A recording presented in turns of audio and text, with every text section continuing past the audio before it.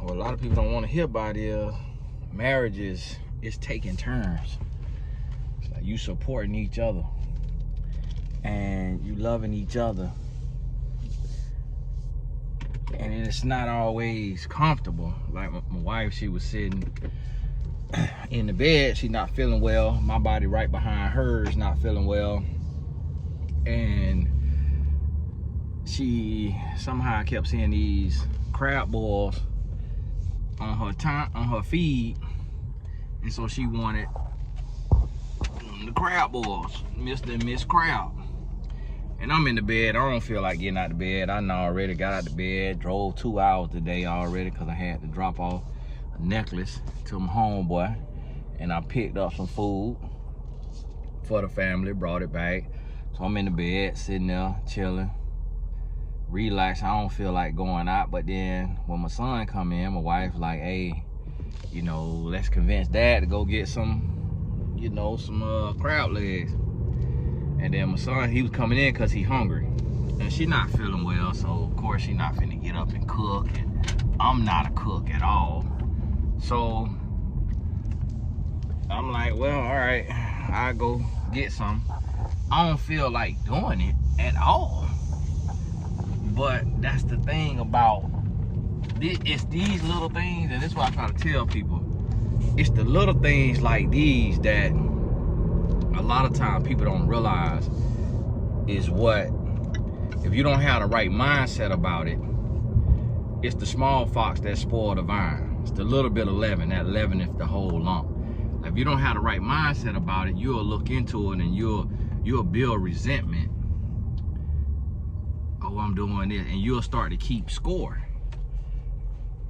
And then you let that pile up over 2, 3, 4, 5 years. A lot of marriages end up going through the divorce before 7 years. And the reason why is because they didn't reframe their thinking around selflessness. And everything they did, they kept score. And they counted what they were doing, but they didn't count what their spouse was doing. And they didn't tap into gratitude.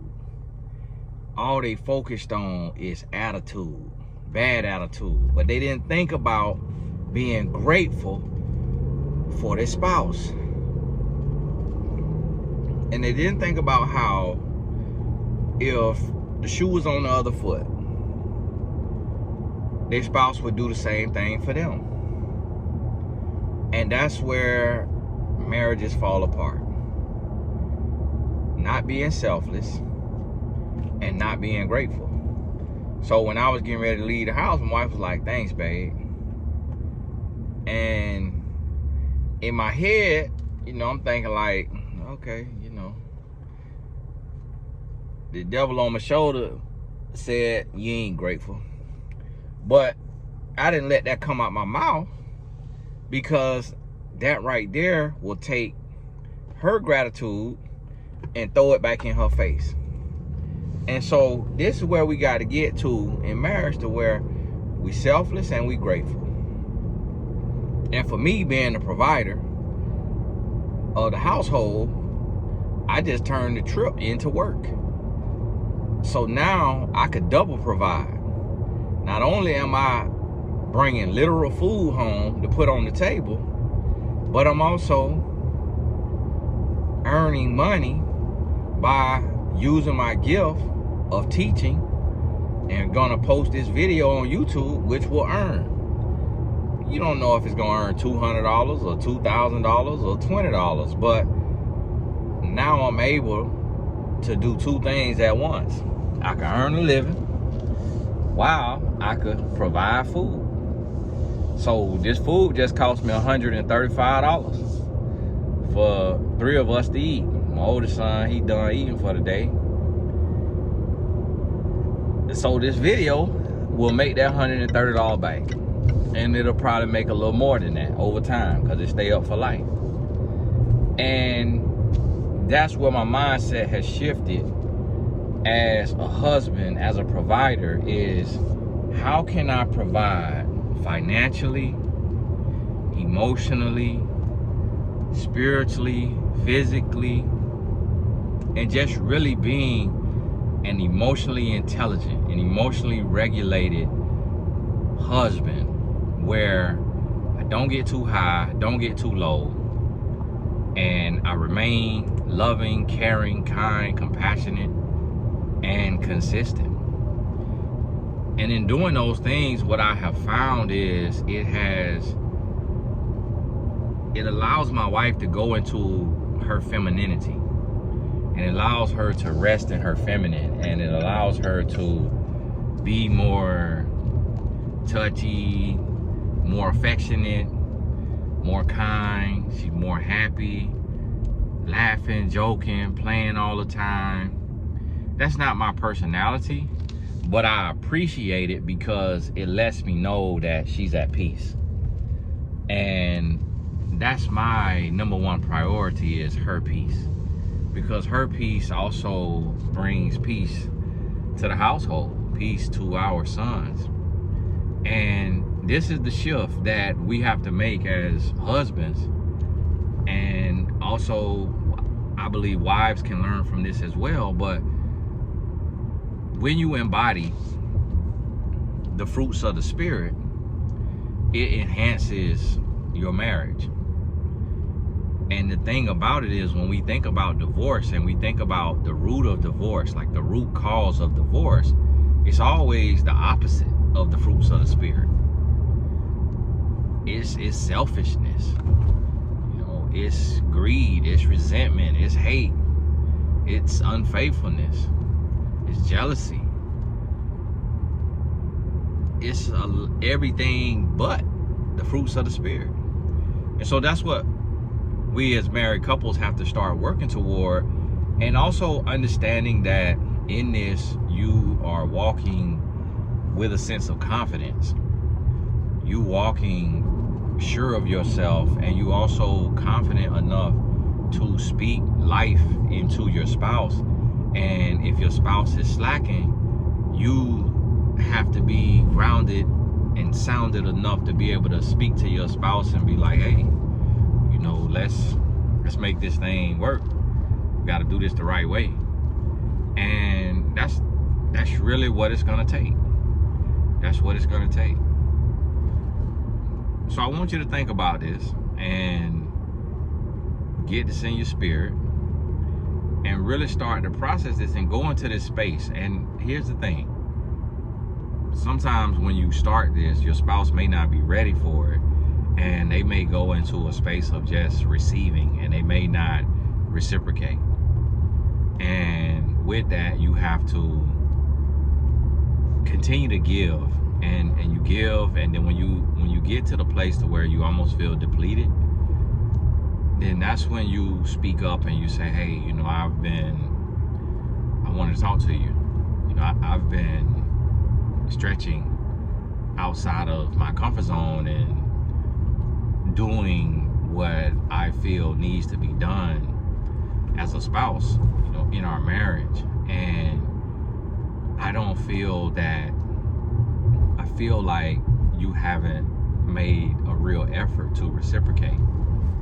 And I don't want you to get offended by this or anything of that nature. I'm just expressing my thoughts and my feelings to you, and I'm hoping that you can hear me out and receive my thoughts and feelings, because the goal of me sharing this is for the betterment of our union. And so you express that. You don't allow it to turn into an argument. You first have to understand that your spouse may get defensive about it, or they may not. They may get quiet and go into a shell and get very kind of distant or dismissive. However they handle it, it's okay, because everybody is raised different and everybody has a different personality. So you can't expect your spouse to handle it the way that you would handle it, or the ideal way you want them to handle it. Ideally, you may, of course, you would want them to say, okay, thank you so much for sharing that. I hear you, I feel you, and I agree with you. I did get kind of lulled to sleep, and it just felt so great. It felt so amazing. I forgot to reciprocate. And I apologize, and I'm going to change that immediately. Of course, that's the ideal response that you want to hear, but that's very unlikely. And so understanding that, then you just have to realize that they heard you. They heard you, and you give some time. It may take a week because they may not want to change it right away because it seems forced or robotic. So it may take a week, possibly even 2 weeks, for them to reciprocate.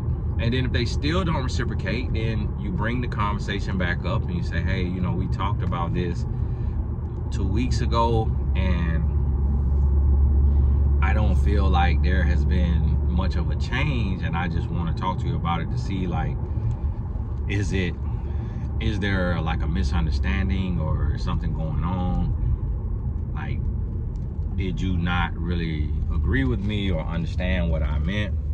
And in that, you may hear that they didn't really know what you meant by reciprocation. Like, they didn't know that you meant if you rub their feet, you want them to rub your feet or rub your back. Or if you know, stop complaining, you want them to stop complaining. If you stop bringing up the past, you want them to stop bringing up the past. So they may need to hear specific examples of what reciprocation looks like. And I know this sounds childish and remedial, and you're like, why do I have to teach an adult? You have to remember that not everybody was raised for love. Not everybody was raised to be domesticated in a relationship. Not everybody saw a committed relationship.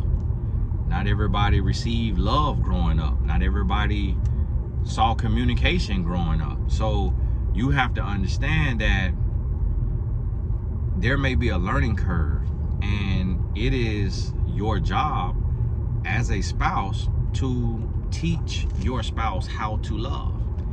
And there is this fallacy, this misunderstanding, and really this fairy tale that people have, that you're gonna come into a relationship and the person you're with is gonna automatically know how to love, and that's what being an adult is. And they're not an adult if they don't know how to already love and be the ideal and perfect spouse. And that's just not reality.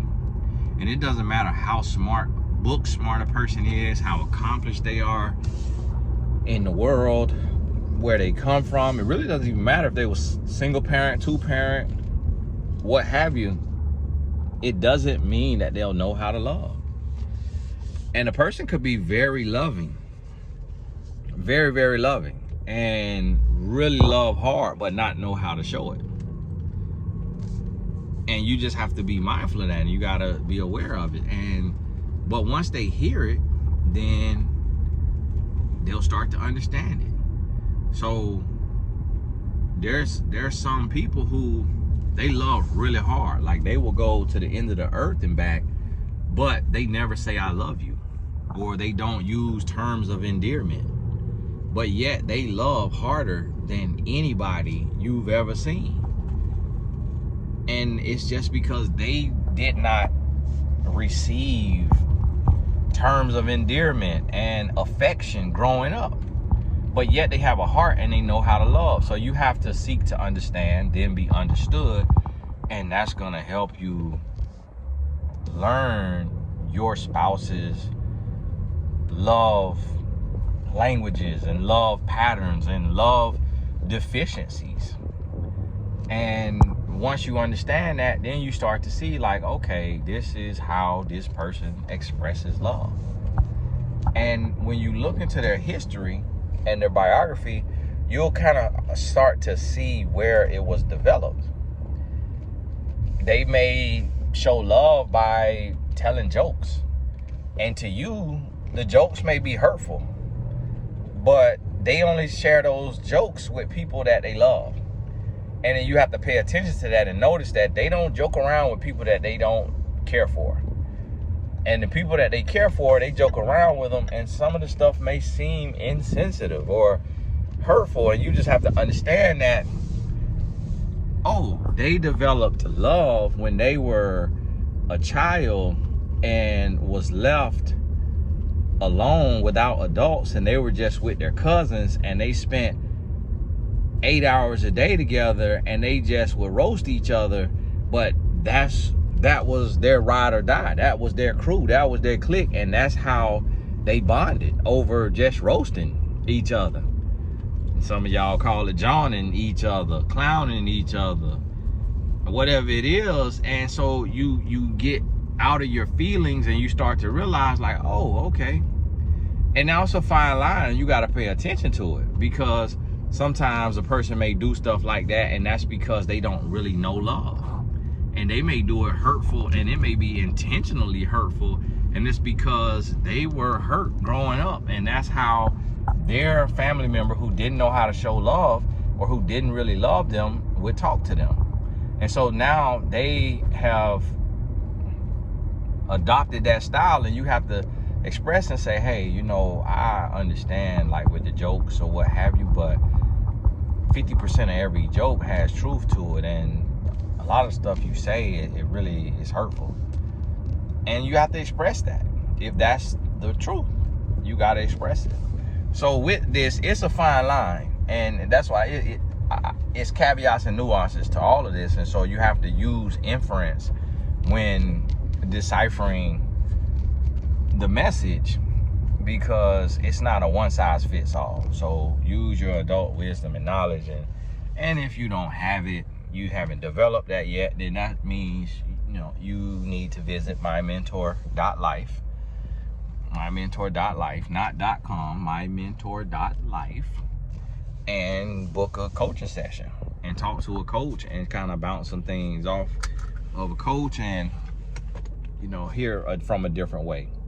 But hey, this is Tony Gaskins. God bless you. Made it home with the food. We'll talk soon.